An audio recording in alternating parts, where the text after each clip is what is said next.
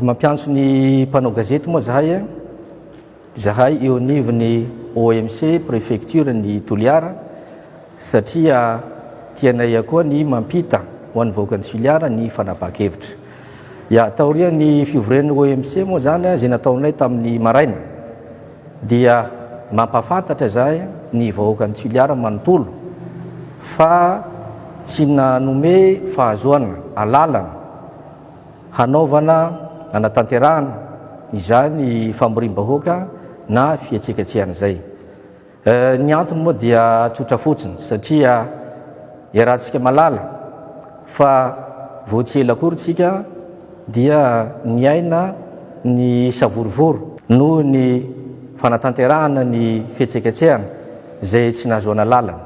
Zany savorivory zany dia nisy faratra ny mpitany filaminana naratra ihany koa ny amin'ny mpanao fihetseketsehana reo. Noho izay antony zay mba ataotsika hoe ampanjakana ary hitandrona ny filaminam-bahoaka ary tsy vitan'izay ihany koa fa maro ny renseignement ny atontam-baovao voarainay fa mety hisy fanararaotana amin'ny fanatanterahana zany famorim-bahoaka zay. Ka araka ny fomba fitenitsika malagasy dia hoe aleo misoroka toy izay mitsabo.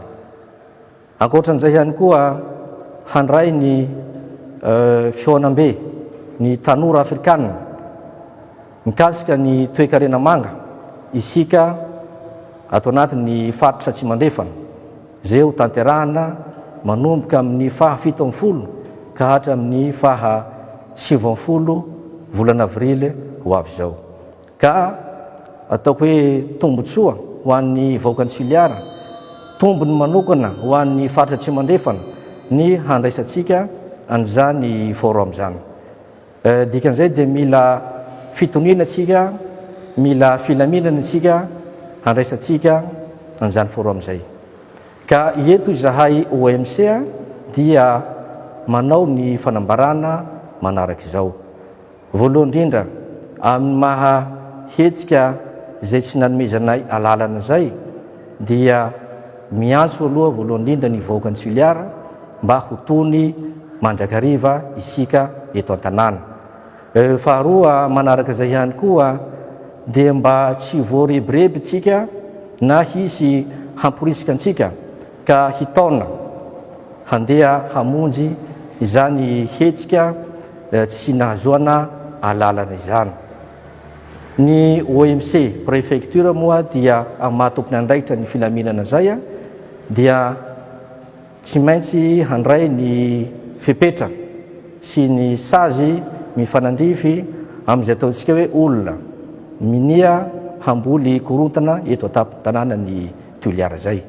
Manao ny ezika rehetra ny tompony andraikitra eto mba hitandrona ny filaminana bahoaka eto an-tanàna Toliara. Dia mbola manaitra antsika rehetra satria ny fandraisana anjara na mivantana zany na ankolaka zany amin'izany hetsika tsy nahazoana lalana zany dia azo sakajena ihany koa ho fandekan-dalàna. Raha tsy resaka atsika ohatra hoe ny fampindamana na ny fanofana toerana natanterahana zany, ohatran'izay koa ny fampitaovana rehetra na ny fanomezana fanamafisam-peo, ny fanomezana ohatra hoe ny chapiteau dia efa anisany fandraisana anjara amin'izany hetsika tsy nahazoana alalana zany. Ka eto dia matoky ary manantena ny fahendren'ny vahoakan'ny Toliara mba hampanjakantsika ny filaminana maharitra eto an-tanàna.